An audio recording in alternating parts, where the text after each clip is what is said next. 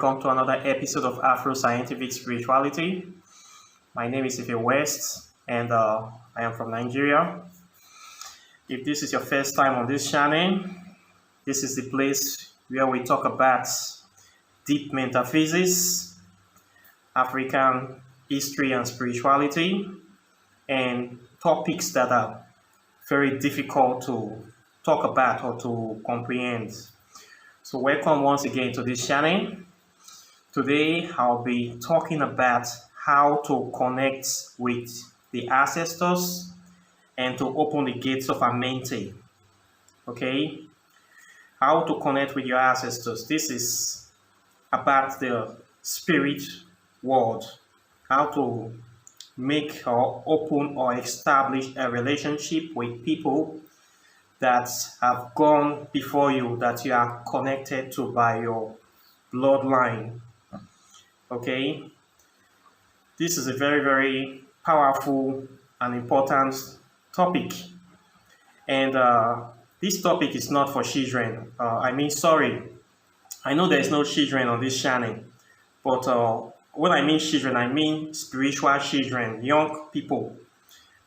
People that are not serious, that have not been able to assume the responsibility of embarking on a spiritual journey or maintaining their vows.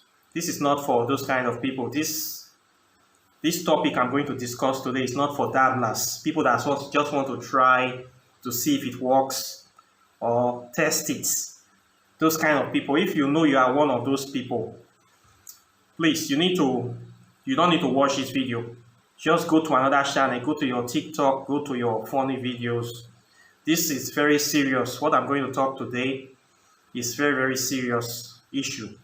And the things I'm going to talk about today, if you do them, if you open them, they are going to follow you for the rest of your life, if not for all eternity. Okay, they are very simple things, but they are very powerful. If you make this step, you do this crossing over, you are never going to be the same again.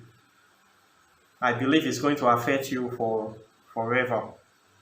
So I am bringing out this video because I've been having requests for some people online sending me messages from different parts of the world. I think South Africa and some part in Latin America, that they want to connect more to the African heritage. They want to connect more to the current. They want to feel that power. They want to practice African spirituality the way their ancestors actually practice it. They want to become more of who they are.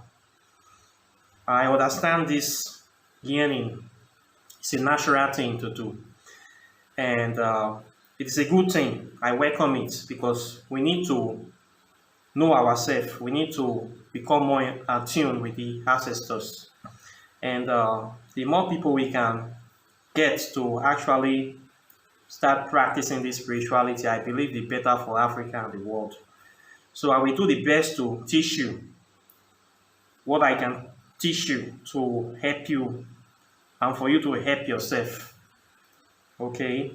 This is what you can do if you really want to establish a strong connection. And it will not cost you much money. It will not cost you money, but it will cost you your time and your dedication. And time is money. So, first of all, I want to lay a disclaimer here that anything you do is on your own. The knowledge and the information you will get from this channel today should be used at your own discretion. Okay? I did not send you. I don't want to hear it that I'm the one that said it. Okay? This information is a general information, free information. I am not the author of the information. This is a tradition. Okay? It's an African aspect of African tradition, hidden forbidden tradition, something they say occultic. The word occultic means secret. It's not evil. Something that people don't speak out. It's for only a selected few people. So it is not my original knowledge. I'm just like a channeler telling you because you really want to know, and I feel that need to teach you guys, because most people they're not going to teach you. They're not going to tell you the truth. They'll just want money from you. This channel is not all about money. Sometimes I ask people for support, people that want to go extra mile. I will ask you to make some sacrifices for that. Okay, I'm not going to use my own money to do your work for you. But this channel is about empowerment. So let's jump into it. The thing you will need after you have created your altar, the main ingredients of that altar. I taught you in the last video how to create an ancestral altar. For people that don't know how to create this altar, check my sets of videos. There's one of them there. So after you have created that altar, you will need the sand from the land of the dead. Okay, the ancestors live in the land of the dead, right? And where are you going to get the sand from? Is anywhere that dead people are buried. So you will need to pay a visit to a cemetery, or if you have the grave or you know the grave of the dead relatives, we have some cultures where each families have their own private cemeteries. It is best if you go there to take the sand, maybe from your father's grave, your mother's grave, close relative that was very loving to you when they were alive, not the one that hated you or your family. Don't go and take the sand from your enemy's grave. Okay, it's going to backfire. You want to get the sand from somebody that you know really have your best interest at heart. Okay, so if you have a family grave burial site, you will pay a visit to them and you get sand. So I'm going to tell you how to do this. But if you are living in a place whereby you cannot have access to family graves, or it's very far, it's difficult, or it's impossible, you can visit a local cemetery.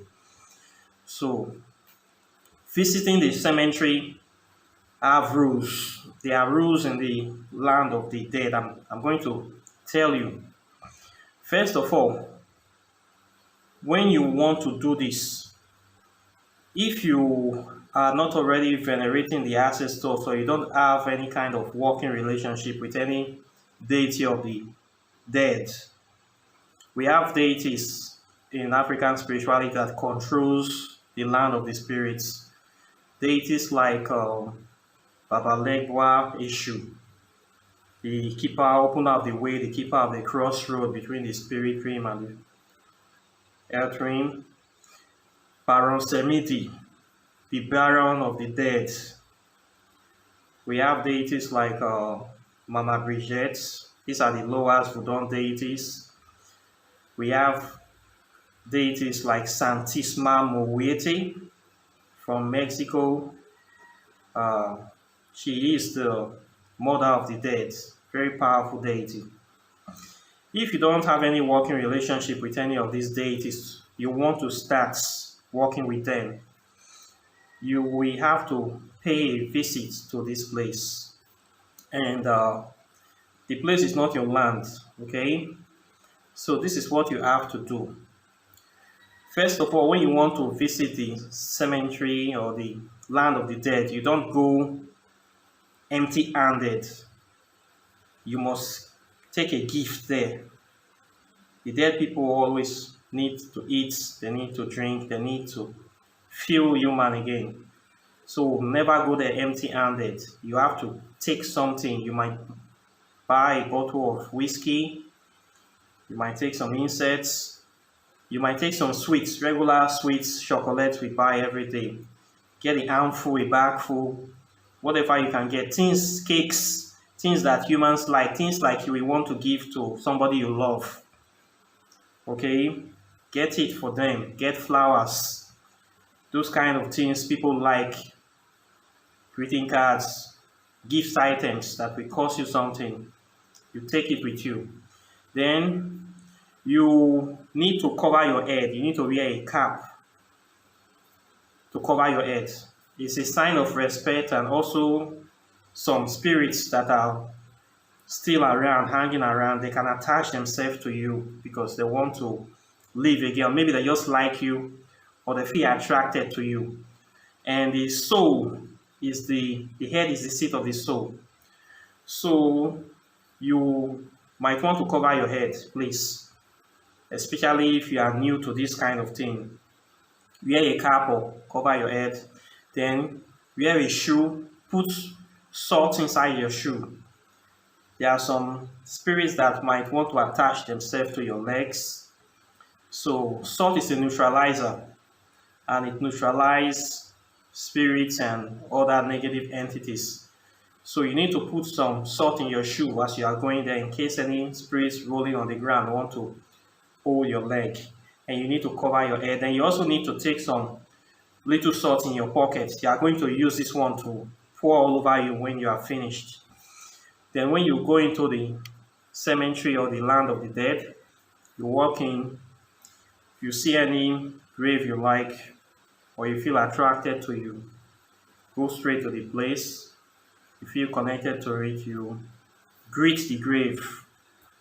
You talk to the grave, you tell them why you are there to collect the sand or that you need, and you drop your gifts. You take this sand close to the headstone because that is where the spirits will naturally close to. The headstone place, try to take it as close to there as possible and try to drop your gift on top of the grave or by the side of it. Okay, this is how you get the sand. As you drop in the gift with your right hand, you take the sand with your left hand. Okay, that is how you collect it. You drop with this, you take with this hand, put it in your pocket or in anything you want to take it. If you see any other thing you like, you can take it, plants, stones. Take as much as you can because graveside is not somewhere you want to go all the time. It's not a place to play. So make sure you get enough sand that you will use for all your rites. You might want to keep some extra sand in your house because graveyard death is very hard to get and it's very expensive. Tiny ounce of this thing, like some people are selling it for $100 on eBay. So if you have a chance to get a lot of graveyard death, you can actually get a lot because you're going to be using it for your ancestral rites. Okay, so once you get this sand, you thank the spirits, you leave. Immediately you are out of the cemetery, you walk to a certain distance. You might want to sprinkle some salt all over you in case anything is attached to you. Then when you get home, you must have a salt bath. In fact, before you leave for your cemetery visit, already prepare that salt bath waiting. So immediately you get back home, you go straight to the bedroom and you bathe yourself with salt water all over again. Some people will want to wash all the clothes, everything that they wore. You might want to wash everything clean with salt water so that you don't have any spirit being attached to you. You don't bring any strange person home. Okay, this is a good prerequisite for new people that are trying to, if your first time, you need to do this. But if you already have a relationship with any of these deities, you don't need to do all this because you will go there on their behalf and under their guidance or protection. Okay, why you have to take gifts to the cemetery? Every cemetery have a guardian spirit, or you say a gate master, somebody that is in charge of the souls that are taking care of the souls that are buried there. So the gift you are taking there is for that guy. If you don't give him the gift, you just go there and pack the sand, or you go there to misbehave, he's going to send some wicked spirits with you to deal with you. So you have to show respect. So you must take a gift there. Okay? Do not forget this step. Don't go empty-handed. And don't go there poking on people's grave. Nowadays we see some of these Western black magicians that go to the cemetery to misbehave. I don't know the kind of spirituality they are practicing, going to be disturbing people's grave, doing funnel. I don't know who's teaching them all those things, but African spirituality, we don't really do that.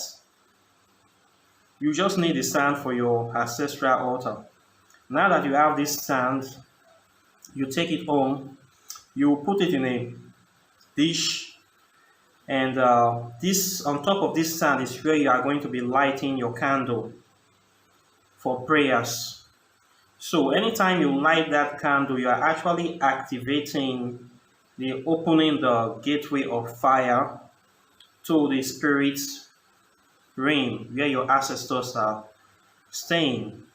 You will light a candle on top of this sand, and you will also use your libation, African libation system. I did a video on how to do libation before.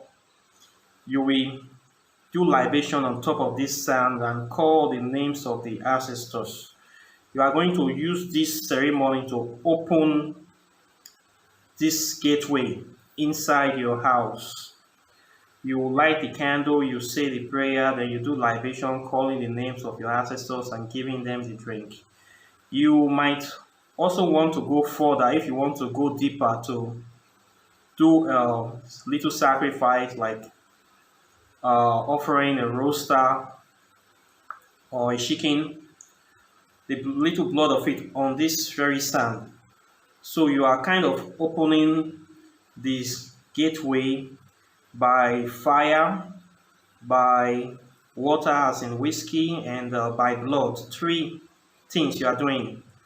So what you're actually doing is that you have opened a nexus or a gate, very powerful gate between the spirit world and the physical world inside your altar. Okay? And that gate is going to be remain open for a very long time. Now this is only the beginning, because once you have opened these gates, you now become like a gatekeeper or gate master or a guardian of that gate. You have now elevated yourself from a novice to like a priest level, a devotee level. So you have like moved from level 1 to level 3 with this very simple thing I'm teaching you. Now we have not connected back to the spirit world. Now that gate is going to be open, and the responsibility now is on you to be taking care of that gate. Your shrine or your altar will start vibrating. It will be a gateway whereby spirits of your ancestors can travel to this physical world, and you can also travel through this same gate to that place. Now this is where the party starts.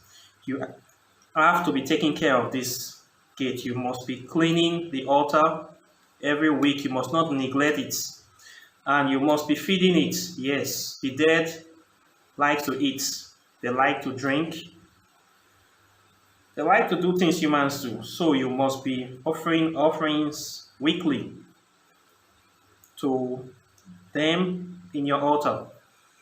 If you don't do this, some of them might eat you.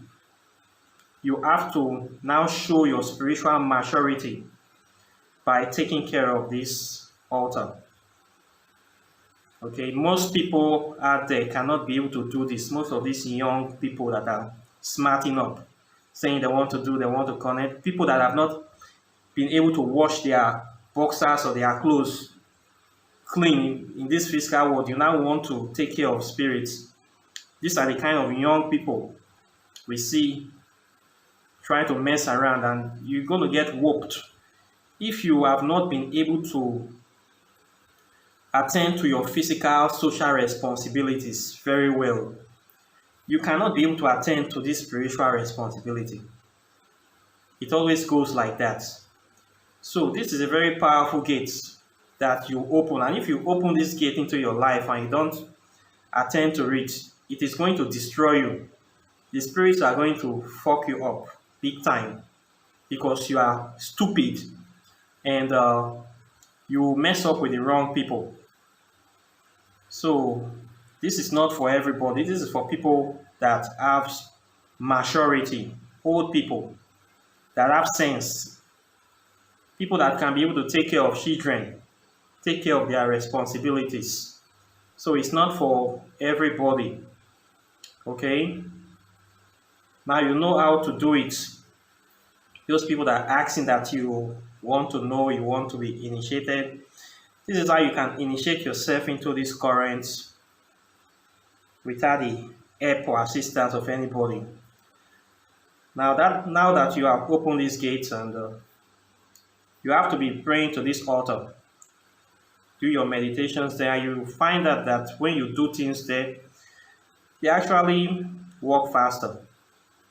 Okay, this is one very simple and powerful aspect of African spirituality that many people don't know how to do. In fact, it's a lost knowledge, but it's coming back again.